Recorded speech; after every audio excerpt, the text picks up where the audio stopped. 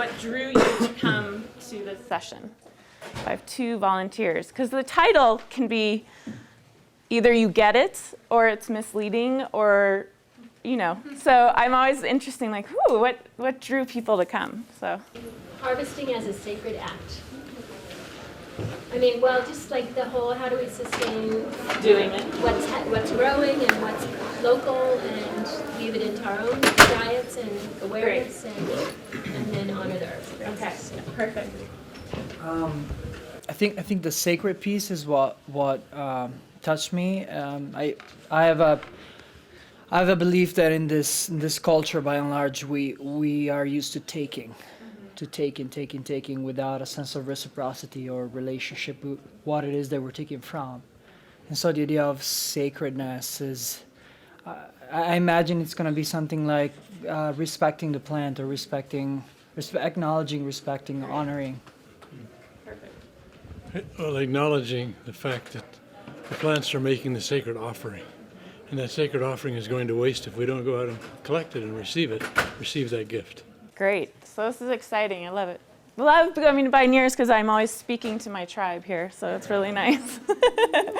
So I'll give you a little brief introduction of me, and when we're outside, I'll talk a little bit more about what brought me to this and what I'm doing and this kind of whole idea. But my name's Erin, and I am an herbalist and an ethnobotanist. I've been studying plants since I was 15, so a long time. It was a hobby for a very long time, and then I finally gave in and it became a career. And I had a clinical practice, but most of my career I've spent working with indigenous communities around the world, internationally, on their use of plants and their relationship to the environment. And now I am the founding director of the Center for Integrative Botanical Studies here in Boulder. So that's what's brought me back to Boulder and putting here. And I will, as we're outside, I'll kind of talk a bit more about my work abroad and how that's influenced a lot of this as well. But in general, what we're going to talk about today is how we use our natural resources.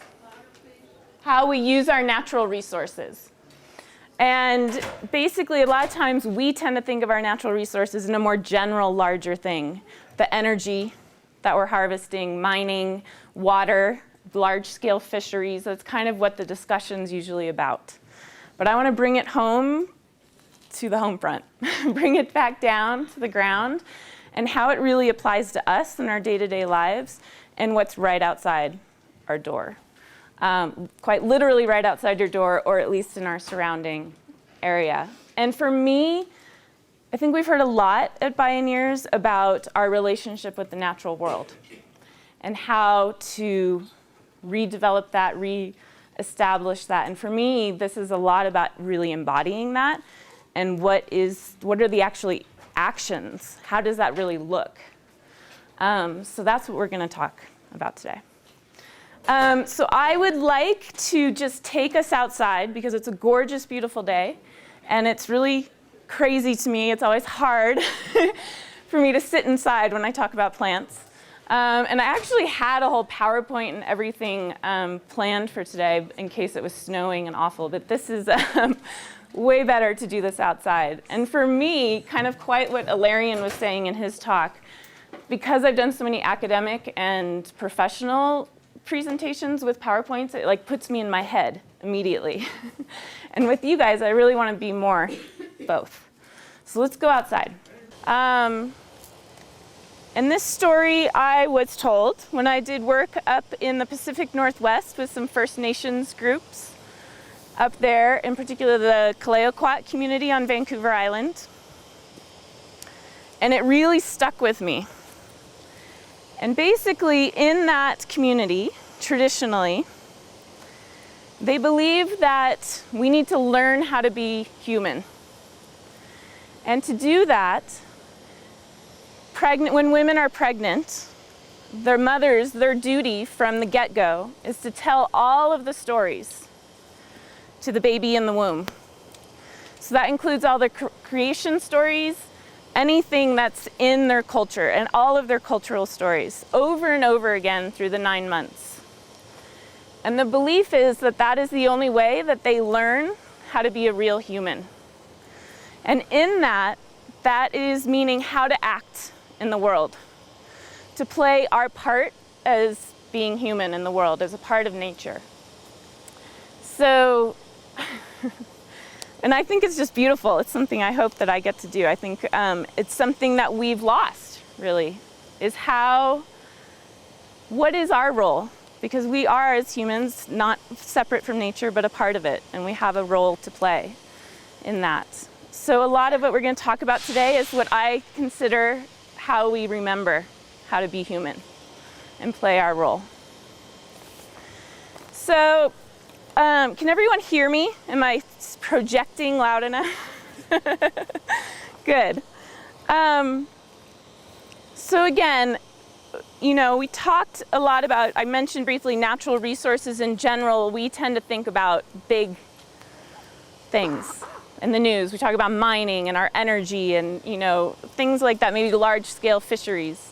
But majority of the world, when you talk about natural resources, it's much more immediate. It's about the food that they grow in their garden, the rain that grows on that land, the fish they might go and get, the animals they hunt, wild foods and medicines. And I think we need to focus more on that as well. That's what we're going to talk about today. And I really feel that wild harvesting is not only your natural resources. I'm going to focus on plants because I'm a plant person. That's how I've been immersed in that world. But everything we talk about today can be extended to hunting, to fishing, to collecting water on your land. I mean, any kind of way that you interact with the natural world. But I will talk about it in relation to plants because that's my language. And I really believe that wild harvesting is not only an act of sustainability, something we need to do, but it is a sacred act. And I hope you'll all be convinced by the end of today that it is as well. So I wanted first to talk about our relationship to the natural world. One of our greatest things that the US has exported and given to the conservation movement internationally is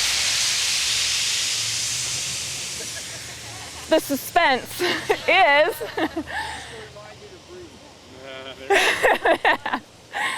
so is the conservation, is the national park movement. And in that is this idea of no use, of setting aside nature for its own right, that it has a right to exist on its own, not for our use, which I think all of us agree with. I think in general we think nature definitely deserves a place to be on its own and be wild and just exist without how it benefits us. However, one of the downsides of this no-use policy is that it's influenced how all of us here interact with the natural world. I think most of us, when we go down, we're used to seeing, when we go even to open space, signs that say stay on the trail, signs that say do not pick, you know, a lot of don'ts type of thing. That's really how we interact with the natural world. We've lost our direct experience with using it. Now, again, I believe wholeheartedly that there's a place for wilderness and for national parks. There are now thousands of them around the world. It's an amazing thing that's happened. But what do we lose in this model? And I'd like to actually kind of open that up on some discussion here of ideas of what is being lost when we don't have that direct interaction with nature. Yeah. Participation? And what can I ask you to expand on that a little bit? What would come from the participation? Well, first I would think observation. You know, I mean, we always look at it from the outside. So being immersed in it, I think it's a different slant on that observation. So once you can observe systems, then there's a participatory, like something very natural to participate in that and figure out our role, not just coexisting like next to each other. Yeah. But mutually breathing. sorry, the last part. Mutually breathing. Mutually breathing. Mutually moving. So she was talking about participation, and from that observation and what comes from that, the interaction. And she said, say your last sentence is really nice, the mutually breathing and moving together. Is that what you said? Breathing and moving together. Well, I've been walking in open space for a very long time. Can you yell a little bit? Sorry. And ever since I was a kid, and I end up following animal trails. And there's a big difference in the feel of an animal trail or just a plain old no trail than there is to something that's been beat down. What it is, just the steps of a man or a horse, it doesn't feel the same. And of course, when you follow animal trails, you have to make decisions all the time. Are you going up or down or what? It's much more challenging. You get to see things, and I eat the natural stuff that I run into all the time. Yeah. So did everyone hear he's talking about animal trails? Did everyone hear that? And how following it, it's very different than human feet and following it. Yep. I think a lot of like what you lose is just like the intimacy with nature. Like when you're following a trail or like everything's human projected, it's not projected by nature. So you're losing that like direct like connectivity with nature, which is what that's what I'm trying to get out of it when I'm out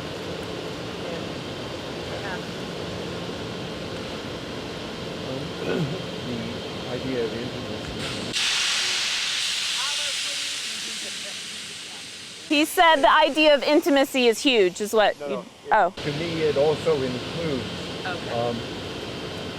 getting close to things, close enough to touch them, feel them, smell them, rather than seeing them from a car window or an overlook or something like that. Natural parks tend to be a long-distance spectator situation rather than a situation where you learn how something feels and sounds. So he was saying intimacy is a matter of being included, basically. Where in national parks, you're basically looking at it from a distance. So you're not able to see and touch and feel things as you would from far away in a car or at a distance. And I'd add to that, I don't think Ian's here today, but Ian, I always borrow from Ian, who teaches with us at the center. It's almost like turning nature into a museum. And you have to stand behind the railing. You can't quite go for it, yeah. It prevents us from relating and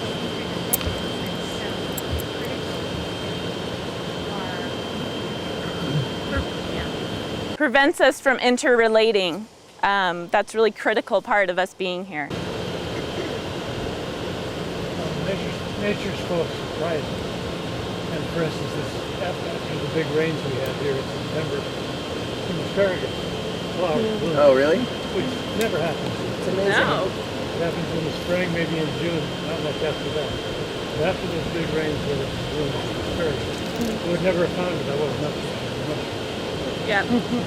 That's great. So he was talking about, really noticing changes, like the asparagus bloomed. He found asparagus blooming after the floods, after the rains, which doesn't normally happen. And he would never have known that if he hadn't been out there interacting with it. Yep. one personal experience that really brought all of this together for me, the idea of nature as a museum, as Disneyland to walk through,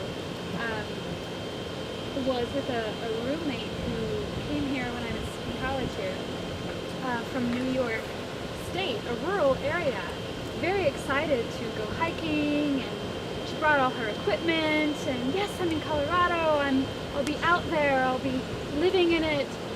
And the first time we went on a hike together in El Dorado Canyon, I found some raspberries growing, and I picked one and popped it in my mouth, and oh my God, this is fantastic. And she was utterly shocked and disgusted. And she said, "What are you doing? That could be poisonous. You don't know what that is." And I said, "Yes, I do. It's a raspberry. It looks like a raspberry, it smells like a raspberry, and it tastes like a raspberry." And she said, "I don't eat things unless I know what they are." I said, "I do know what they are. It's a raspberry." Where do you think they come from in the store? Originally, it grew here. And then we said, "Ooh, that's good. I'm going to grow that and then sell it." And she had this profound disconnect from food, growing, using something that was a gift from the wild, And then later on that same hike, we ran across some hops. And she had the same kind of disconnect in believing that this was the same thing that they use in beer. Yeah. It had to be a different plant altogether. There was no way that it could be the same thing. And it was just so saddening to me that there was this profound mistrust of what she was seeing. So I can't repeat everything. Did everyone get the gist of what she said? But I mean, basically you're talking about the profound mistrust that comes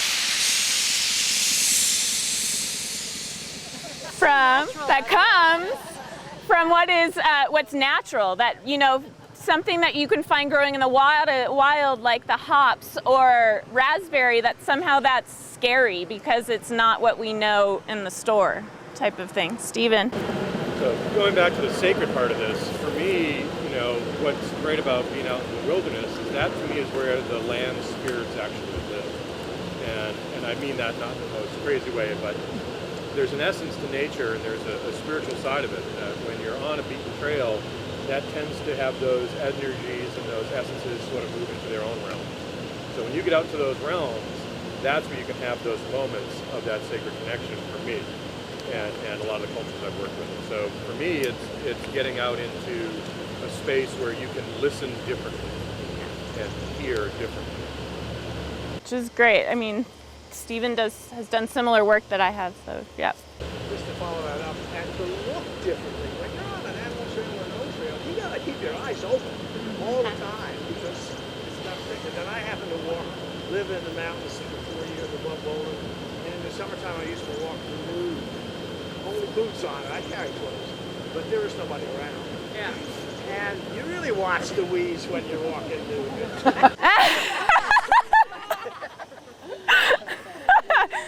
So talking about it changes your perception and basically makes you look at differently at the world. Transform my energy to do that. And transformed, yeah. So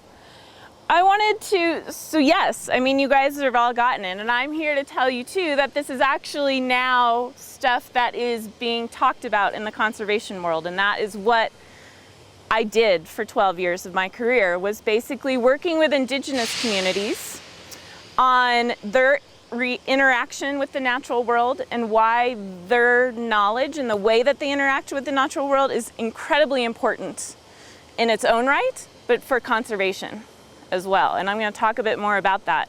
But I wanted to get a gist. How many of you, before I go off, how many of you are familiar with the terms traditional ecological knowledge, okay, and biocultural diversity? Cool. God, that's exciting. 10 years ago, no one would have known about biocultural diversity. It is my tribe. You guys are my tribe, but you know, it's still exciting. So that's good. I don't have to go straight from the base. But essentially, in my work, I worked a lot with communities that had been displaced from their traditional lands to create national parks. Because the first thing we do when we create a national park is remove the people. So a lot of it was helping these communities actually to get rights back to their natural land, to their traditional territories, and to be able to show and prove that they are, which is silly, but that you have to prove that they are sustainable managers of the land, that they can use it in a way that's not going to harm the conservation of the area. Even stewards of the land. Yeah, exactly. And so, and the reason that's a little crazy is because the whole reason these places are amazing, beautiful spots of biodiversity that we want to conserve is actually because of the stewardship of the people that are there. So luckily it's changing. And the more that we've noticed, and with the communities that I've worked in, is being able to show that they need, the number one underlying thing of that is that, I don't even know what that is, it's very weird, is that knowledge of the environment comes from use of the environment. Knowledge of the environment comes from use of the environment. So traditional ecological knowledge, how it is described, I can even read you off the definition, is basically knowledge, belief, and practices that are either acquired through direct experience or are passed down from generation to generation through story, songs, cultural practices concerning living beings and their relationship with the natural world. So the important part there that I want to point out is direct experience. And now we tend to think of traditional ecological knowledge as an indigenous thing, but it's not. We all have traditional ecological knowledge. We all have our ways. Who here is native to Colorado? You definitely know this place better than me who came from California. So you have a traditional knowledge. Whether you are out hiking every day or not, you're going to have traditional knowledge of Colorado that none of us that aren't from here are going to have. Recent flooding that we have all experienced is amazing and devastating, but we all now hold immense, very important traditional knowledge about how water moves in this area. From, I mean, in 10, 20, 50 years or something, that's something that people are going to need to know. We know how the water moves, unlike ever before. So that's traditional ecological knowledge. And we wouldn't know that without living through it. You can kind of know it in your head when you learn things, but you never know something as much as when you're doing it in direct experience. So the more and more, now that we've done national parks for over 100 years, we're starting to realize that taking the people out was a mistake. And more that we are able to go in and allow co-management of areas with indigenous peoples and national park management and allowing their traditional use of that area. And the reason that's important is not only, one, it's because they have that immense, no one knows that land better than people who have lived there for thousands of years, hundreds of years.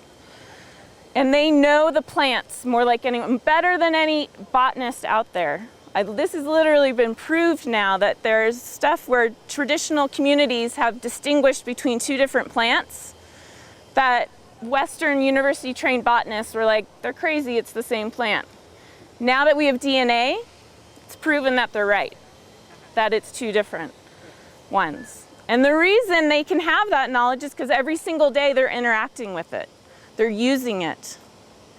When they stop using it, that knowledge is gone. And with that really, really important direct understanding of the environment. Now, so basically, the reason this works too is because humans have co-evolved. This is what biocultural diversity is all about, that cultural diversity and biological diversity have co-evolved together, which is why, if someone saw the talk where they say 4% of the world's population, indigenous peoples, control 80% of the world's biodiverse areas, or have maintained that. And it's not an accident. Basically, if you lay a map over of the world's biodiverse areas with the culturally diverse areas in the world, they're exactly the same. They have co-evolved together. So in that, the way that we manage and use our resources is our cultural practices, how they're embedded. We are basically part of it. We are part of biodiversity. We are part of nature, like an active part, not just in a we're all part of nature. I mean, we are an active part in the natural world and how things are happening. So 2 examples I want to give you of this, just to bring this home, is Yosemite, one of our great national parks here, gorgeous. It was the traditional land of, I'm going to say it wrong because I have not worked with them, so I don't know, but I think it's called Awantniche people. And they, of course, were excluded from Yosemite when it became a national park. Now, they actually turned out, now that we can have a picture of Yosemite Park pre the national park and post Yosemite Valley. And drastically different, and that's because they were incredibly active managers of the oak groves there, because acorns were such an important part of their culture. And so it didn't look like management to what we think of. We think of managing more like a farm that's rows, like large scale agriculture, or something that's a lot more manicured. But in actuality, traditional management, it looks just like wild. You wouldn't know. But they, for hundreds of thousands of years, have influenced the biodiversity in that area by managing the oak groves, which then brought in more bird species and everything else. And as soon as they were out, the oak groves changed. So did the other biodiversity of that area. The oak groves changed. They're less. They're not as, you can see a picture where they're a lot more abundant in the pre-Yosemite Valley, and then now there's a lot less population of oak trees and more of the grass lands encroaching. And the health of the trees is not like what it was, and that's influenced by a lot of different environmental factors as well. But having a role, they played an active role in actually caring for the trees too. And then oak groves have their own environment and ecosystem that they create with the plants that can grow in there and the birds and the insects and all of that love to grow there. So that is a really active, them and their management techniques were actively creating that environment and playing a role in creating that environment. Were they doing anything more than collecting acorns? No, I mean, they hunt and all that too, but collecting acorns, and then actually they would manage them. Yeah, sure. If there's a sick tree, they might harvest that one first. How they were going to help encourage them to grow and to plant in them. Eating the seeds and then the seeds Right. would be transplanted. And they pick the seeds, the acorns that are the healthiest and the best, and help encourage those species to grow more than others. So all of those little actions help. Yes? Mm-hmm. Which is good, because you're leading into my next one, which is burning. She said they burned as well, and they did. They used to burn some of the grassland area in the valleys. Which leads me into, I'm not going to talk about it in Yosemite Valley, but in Australia, because it's a lot more well known.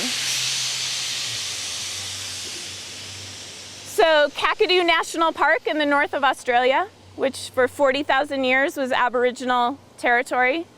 Once it was created as a national park, they were kicked out of the area.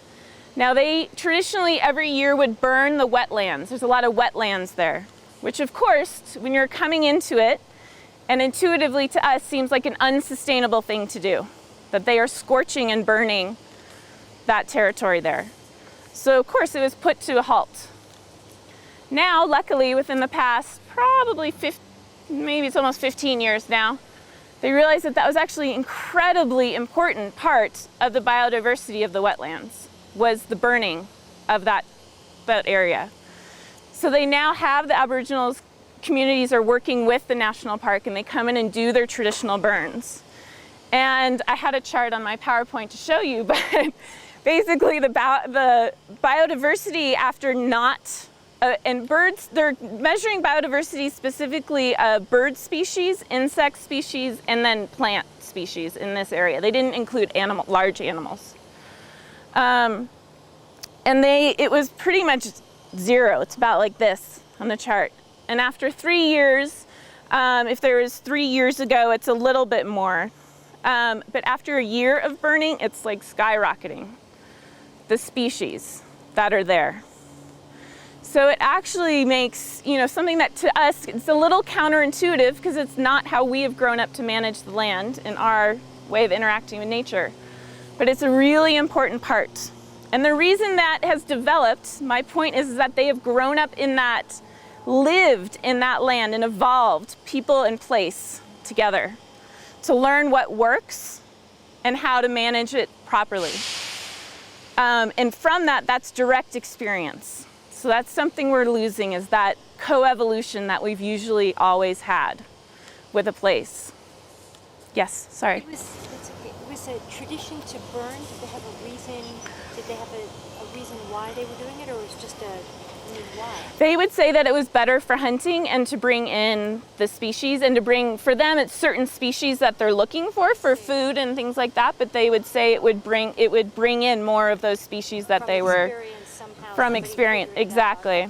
And, you know, in general, as science is blended with traditional knowledge, traditional science, they realize that it's not just these select species that it encourages, it actually encourages a lot broader species. Do you have a question? I'm wondering, would you say that rites of renewal, rituals, ceremonies also influence the place? Yes, he said, do rites and rituals also, and any ceremony also influence a place? Yes, in general, I'd say definitely. I mean, a lot of cultures that I've worked with hand in hand, most of their ceremonies embedded in, they can't separate it. We separate out nature and people, they can't separate it. It's so embedded that everything always is tied in with nature and place, with their place. So yes, and it's hard to pull it apart to show it because it's just so intertwined culturally. And we're gonna talk a bit more about ceremony too as we get into how this works a little bit. Yes, 2 questions back here and then we'll... I just learned that it's a national policy now here that tribes have the right to access their original hunting grounds, as well as the reservation they're on now. Which Yeah. I don't know if you know more about that. That'd be great if you could. They are, yeah. So the question was about here in North America about tribes having access to their traditional hunting grounds. And it is true, they are working a lot with national parks, and in most areas now, I'm sure there's a few exceptions, it's granted. Even here in Rocky Mountain National Park, the Arapaho and the Ute can go and collect plants that they need to traditionally. They can go and hunt elk as well, and anything else. So most wilderness and national parks are working with tribal communities now that they are allowed to go and do that, even here in North America. Yep. With what was just said, I got the idea that this interdependency is really a system, and it occurs to me that man is a natural part of the system. Yep. And if you pull man out, you Yep. stop. Biocultural diversity is really a fancy scientific way of talking about the web of life and talking about stuff that most traditional cultures have been saying since ever. All our relations, you know, we are all one. I mean, all of that stuff that actually comes from most traditional cultures around the world is basically now science is kind of catching up, you know, whether it be ecological science and knowing how connected ecosystems are, to even bringing the biological and social side together, and how much our cultural and just as humans we're really interconnected with the natural world and part of that huge web. To do that, was there another question? So basically, the minute we stop living in direct contact and interacting directly with nature, we lose the knowledge. And I also think that in addition to that, we lose something more important in the end, which is a greater awareness of exactly what he was saying, which is our part in the greater whole.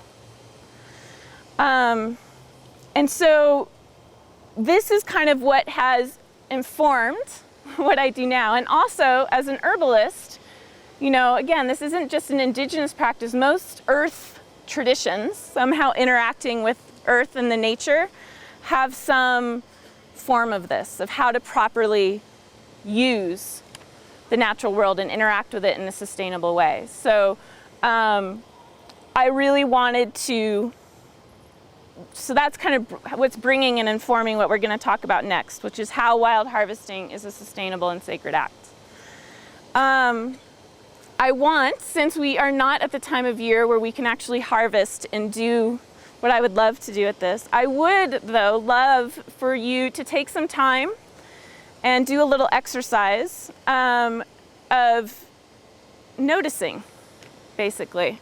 I want you to have pairs, so find somebody that you can be your partner with, And I want you each to take a few minutes to go off and look at a plant closely.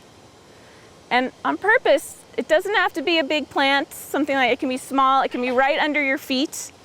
But I want you to look closely at it and really look in a way that you've never looked before. And then when you come back, I want you guys to talk about what you saw that maybe you never saw before, and exchange those stories. And then we'll talk about some others. And this is just an example. This is from you out there. What does that look like to you? It's like, yeah, but it looks like kind of a dead leaf. It's like towards the end of its life, right? And it's kind of brown and this and that. I'd like to pass around if you want to see. Can you guys see on this side the incredible, amazing color that is on this leaf that you cannot see from far away? Just to give you an idea, and that was just yesterday doing the tree exercise with Anne that I happened to stumble upon that leaf and see that. So it's constantly new for me as well. So if we can take a few minutes and you guys can break off in partners, go away on your own, but come back to have a discussion partner. And I'll call you back, so don't go too far that you can't hear me yelling. So in the interest of time, because I want to make sure we have time to talk towards the end too, I'm going to ask a few volunteers to raise and talk a bit about something they noticed or thoughts or feelings on that whole thing. Wow, they all go silent. You guys are all talking. Stephen? So one of the things I noticed, and probably you all did too, is the array of color that's out here. You know, for me, I'm a very visual person, and just, you know, at a quick glance, all the beautiful colors are what I noticed first. James? There were these ways that you said that Louder. flowed into the ground. Away from the sun, the roots went really out, so the ultimate maximal place. So he's talking about how the way the roots went out around, it was a maple tree, is that what you said? Around the maple tree, and how it blended into the grass and how they went a lot farther than he noticed out away from the trunk. Then there were, we got a spider, or lots of spiders in the garden, in the garden. Nice. Meteors that kind of flew by, and lots of So spider webs in the bark of the tree, and which is great because you're seeing the ecosystems that exist within even that one species and other life. Lichen. and the leaves are so far up there, Yeah. Has anyone noticed that the leaves are hanging on longer this year because of the rains? It's pretty interesting. So Elise brought this over, which she found, which she would never see before. There's another Elise? Yeah. But if you want to look at it, it looks like it was actually spray painted. But it's still, as Elise pointed, it's something she never would have seen if she wasn't looking for it. So it's quite beautiful. Anyone else have something? Coco? We noticed availability from what we found that was different, like this beautiful pod had already been opened up naturally, and it invited you to go and taste it, and there's a sweetness in there, and then there was the small just new growing shoots that actually you put in your mouth. It's a natural Band-Aid, so just availability. The availability is what she said, that there's like a new growth that was coming up in a pod that was open that you could actually take the pith from the inside out of it. Yep. We went over and looked at the blue spruce. I've been around it for ages, and I never realized that the pine needles are triangular shaped. Nice. And of course, I always put things in my mouth, and it's pretty strong. You can make a wonderful aromatic, what do you want to call it, solution out of it. Most of the other things, you just put it on a boil. Yeah. Just learned that. And the Let me say first, he's noticed the blue spruce, that the needles were triangular on the blue spruce. Sorry, before I forgot, I had to say that for the camera. the bark kind of reminds me of other, like, what was it, Bakewood? Aspen? Or a different tree. I think you might have said birch. Birch. But just in the fact that it's got like a softness to the bark when you cook it. Oh, No, it's really, I never knew about the softness that you wanted out. And you start poking in and you pop out a bunch of sap, just bubbles of sap. Cool. Did you guys all hear that? That noticing the softness of the bark that they'd never noticed before, and that if you pushed it a certain way, that the sap actually was bubbling out of it, which is really cool. So last one, and then we're gonna get into it. Yep. We went over to this huge tree. Took The us big about one there? Yes, the one dancing one in front of the trunk. Uh-huh. And in front of the chimney there. And it took us about 20 minutes to 10 minutes to find out the crabapple tree. There is not a crabapple tree at the very end of it. The very It's got big one? suckers, suckers going up everywhere. Suckers up towards the top. Suckers on it? And those are what span its growth. It's going as high as it's got. Cool. And the suckers seen that way, we call them suckers because they're going to grow. Right. It's a tree growing. So watching, he said we call them suckers, but looking at how it actually grows up the tree, that's not how they really are. It's actually helping the tree to grow and expand. It's just part of its process, is what he was saying. So sorry. Thorns on it as well. Thorns, yep. Cool. It might have been a hawthorn. It's probably a hawthorn if it has got thorns on it, yeah. They can look similar, and they can crossbreed sometimes, so yeah, it's probably. So I want to bring us down into conscious harvesting practices and how this all applies. I did that because part of what going out and harvesting and for me here, that's wild food and wild medicines, is being able to see and notice these things that you all may have just noticed for the first time, because you're up close and personal with this plant, especially if it's something you're doing through many seasons or many years. And so there is a way, though, of doing this in wild harvesting. I think we've talked about why it's important to use our natural resources, but in every culture that I have been involved with around the world, there are very common conscious harvesting practices, ways that you interact with the natural world and use it. So and this to me is where we get into how it's a sacred act. Now again, these are not indigenous practices. Most of our indigenous, friends and communities around the world are just still more close to interacting directly with nature, so that this is a greater part of what they do, but these are human practices. This is something that everyone can do, and I encourage you to do. So the reason I say sacred is not in a religious way. It's in a much more that just reverence and respect. And harvesting, to me, is something that is definitely a very conscious practice. It is almost a meditation, and I would say, in a way, it is a practice like you would do any other conscious practice, in whatever way that manifests in your life. Whether it's doing yoga, whether it's doing a meditation practice, whether you have a morning ritual that informs what you do.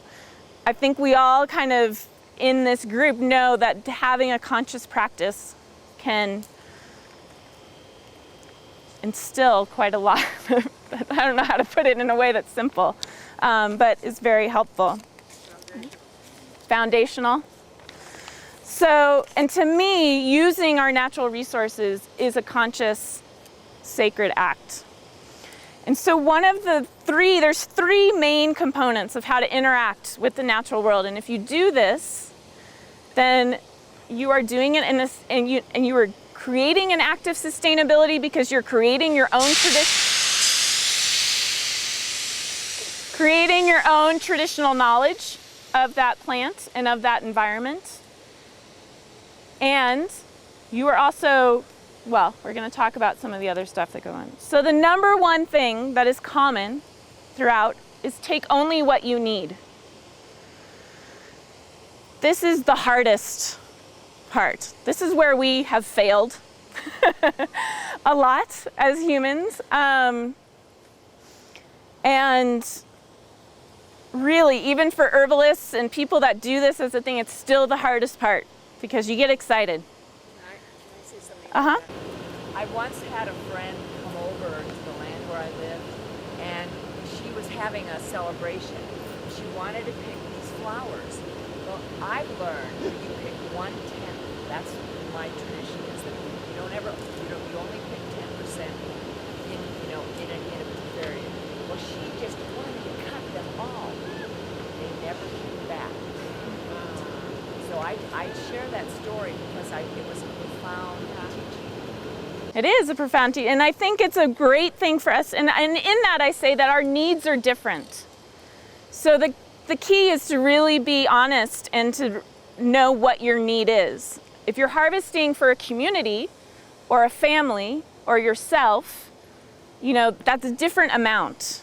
But being able to, if you're going out and just harvesting for yourself, you really don't need a lot compared if you're either an herbalist or you're doing it for a whole community that you're supplying it to. So just being aware of that. It's not that you can only take just for yourself, but being aware of what your need is and harvesting only in that amount. Now, in this as well, to me, in this action, it helps us embody important principles that we are part of a greater whole, but also that those plants out there exist not just for us. They exist on their own right. They play an important role for animals and insects. So when I go to a plant, if I'm harvesting St. John's wort, I will purposely only take one of the flower buds off of it and move to the next plant and do that. And in doing that and consciously doing that, you're embodying that whole idea that, hey, we're just part of a greater thing here. And this plant isn't here for me to just clear cut and use for me, but it's here for the insects. It's here for for just being on its own in the greater ecosystem as a whole. So I really feel that consciously doing that over and over again and actually harvesting and practicing that instills that in us. We really begin to understand that, how we are part of a greater whole. And the more you do it with a particular plant, you're also getting to know that plant really well. And when it harvests, when it blooms, when's the right time to harvest, you notice the changes from year to year, how it's growing and spreading in an area. So you're also learning all of that information as well. And it builds trust. I think this is something that we have a hard time with as well, is trusting in the cycles, that it's going to be back next year. That we don't need to harvest everything we see because there will be enough, there will be more growing somewhere else, and that it will come back next year. So to me, that's part of what's instilled in this practice. Do we really know that? That it will come back next year? Yes, definitely there are cycles and we influence things. As a part of nature, the key is balance. So we are a big part of this whole, but we've been out of balance. We're probably the worst invasive species out there right now, right? But if we can rein us back into what our balance is and our role, then yes, I think it will come back. And when it doesn't, other things usually do. Because the other thing to notice is that there are plants out there, and this is what you notice the more you get to know it, that are pioneering species. So our weeds are our pioneer plants. So they will come to an area and they will be really abundant and they will nourish that soil and then they're gone. But other plants come up. So there's that part of the cycle as well, is learning to allow that to happen too. So the other underlying principle in every single culture that I've become in contact is getting permission. Now, permission can be very ceremonial. It can be something that in some communities takes weeks and days to actually get permission and to literally a lot of acts that you have to do that. And embedded in that is the acknowledgement that plant communities are a community in their own right, and just like the human communities are. Same with the animal communities. And so having respect to go in and use them, we need to get their permission. But I would also say that permission sometimes just comes from a deep knowledge of the environment. I've also been in communities where the shamanic or the medicine people who know those plants so well, they might not go right there and do a get permission before they harvest, but they know when is the right time to harvest. They know when it's okay and when it's the population is not healthy and you need to leave it alone for a year or two. So that is also a type of permission, is that kind of deep ecological understanding of a plant population to know when it is the right time to harvest. Same for people who hunt and do fishing and things like that. That knowledge is there as well. And in communities, that is definitely seen as a type of permission, is getting. So the third one is gratitude. Giving thanks is in every single culture I've ever been into. And again, this manifests in different ways. It is literally giving a gift of thanks. So in North America, it might be tobacco, cornmeal. In South America, it is definitely tobacco, but it's also literally in the Andean tradition, they literally will make gifts, despachos, that they bury into the earth. They wrap it up like any other present that you would give to anyone else, and they bury it in the earth. And they do that at certain points during the year. But that's part of this whole idea of just having gratitude and the sacred reciprocity, that if we're taking something, to give something. And I follow this very much when I do my harvesting, and it can be as simple as, some cultures it's a song that they sing, a harvesting song. Some cultures it's literally just giving something as well. What's important, the act is not important, it's the intention behind it. So literally you going up and just saying thanks to a plant can be a huge difference. It puts you in a different mindset. Like if you were gonna go up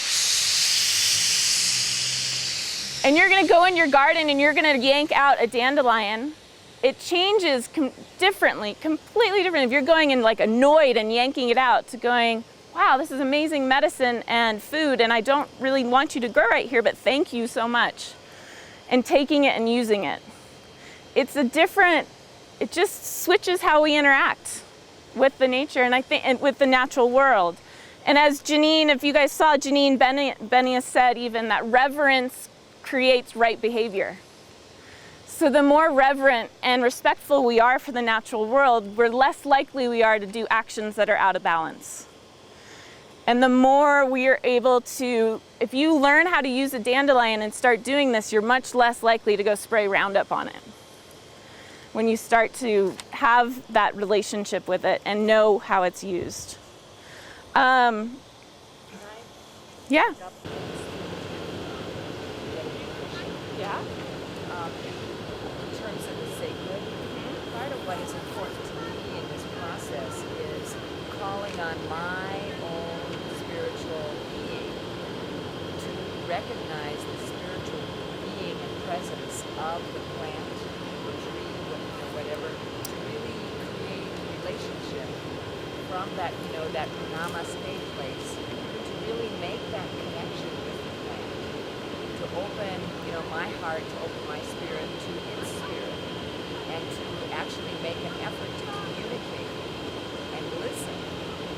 For instance, I was harvesting some yarrow plants, and I could really tell that this group over here, there was one calling to me more than another, and that even when individual plants, there was one that I asked, and I could tell it. So you can actually develop that quality of listening and hearing whether those plants want to go with you for your purpose or not. It does. It heightens your intuitive side to listen inwardly. And it is true in permission. And sometimes people always say, how do you know? If you ask. And it's like, there is no right answer. If you ask in some way and you get it, for me, I usually tell people, do you have a hesitation? Do you feel a doubt? Then take that as a maybe a no. Because usually if you're going and you're doing the right thing and you're in it and you feel good and it all feels good, and the moment you're kind of like, I don't know, then take that maybe. Start with that as being maybe that's not the right one to harvest.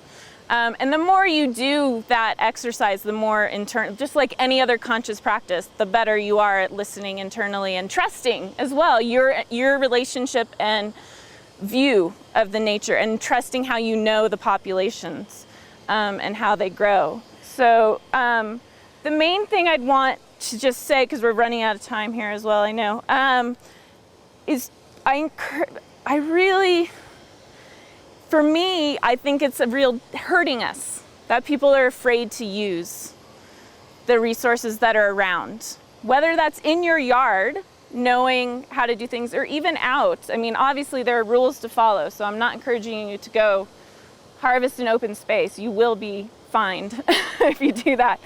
But I just would like there to be a greater discussion about this, and that it's all about the way that we do it, and that in actuality we're hurting ourselves and the environment if we completely remove from the natural world and we don't interact with it, because we're losing that important traditional ecological knowledge. We're losing that awareness of how important we are to the greater whole and how to act as a part of the greater whole rather than all that there is, that nature is here for us. So again, all of these things, the action itself doesn't matter, it's the intention behind it. So if you're doing it, don't get lost in, am I doing this right? It's more the matter of just being in that right space and embodying those three principles. And those are pretty much throughout the world, they manifest and are acted out differently, but the underlying intention and the core principle is the same. And I just wanted to say, there's even in giving thanks, there's even a tradition too, which is really beautiful, where they just say a little prayer in a certain community I know, where it basically is acknowledging and saying, thank you for you and your children for coming and feeding me. Someday that me and my children will return to the earth to feed you. So there's also that, sorry? Me and my children will return to the earth. To feed you. To feed you. Yep. Just in the acknowledgement of the cycle of life as well, that we eventually go back to feed the earth as well. So I just wanted to add, I'm working with a shaman from the Mayan tradition, and he's teaching us that the whole role of humans is to feed beauty back to the beauty that we're fed. And so when we go out into the natural world, we're in the holy sanctuary, and we are the holy. But that if we make beauty with a song, or he's teaching us, we make beads out of shell, and we drill a hole with a piece of flint that we've broken off a bigger piece. And then every time we take a piece of yucca or anything from the natural world, we leave a bead that we've made, because the beauty has no holy has no hands. Yeah. And what it envies about humans is that we have hands, and that we can make beauty to give back to the holy, or voices that we can sing, or we can speak eloquent language to the holy. And I just love that, because, I mean, it's really hard for me to do it, because I'm so Western minded, But every time I do it, and with every bite that I eat, I put part of that food into an offering and leave it outside. And so it's just making beauty. I mean, that's what I love about what you're saying, because that gratitude in all these cultures, they learn that we're here to be part of the beauty. Yeah, and thank you for saying that, because just how I want to end it, that ties in perfectly, which is basically this is our role as being humans, which is to do that. So this is what many cultures would say, that's our role in nature as humans, is to do all this and to help create that. And just as the plants have their roles to be our food and to help heal, and they want to be able to do that role, and most traditional cultures will say, and this is what our role is. So if we're not doing that, we're kind of not being our true human, basically, is how many traditional cultures would say it. But also acting without these principles behind it, we're not being the true human. Yeah. Three principles. So take only what you need, get permission, and gratitude. So sacred reciprocity, that if you're getting something, to give something back. But even if that is just a thank you, it doesn't have to be that you're literally, I'm often out without anything. You can do Some people give water. Water is life everywhere. You have water in your water bottle, give that. You can do a little bit of your hair, a part of yourself for that. But you can also just sit there and say thank you. That's a big part of it too. Yeah.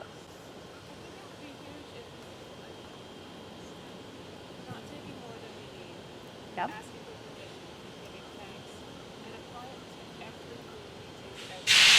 Yep. Yeah.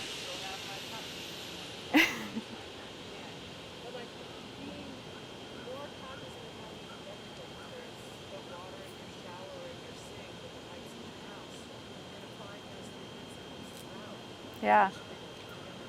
Thank you. It's great. Yep. Sorry, I can't hear you, James. What? That was my problem. I couldn't hear you said at the very end, sort of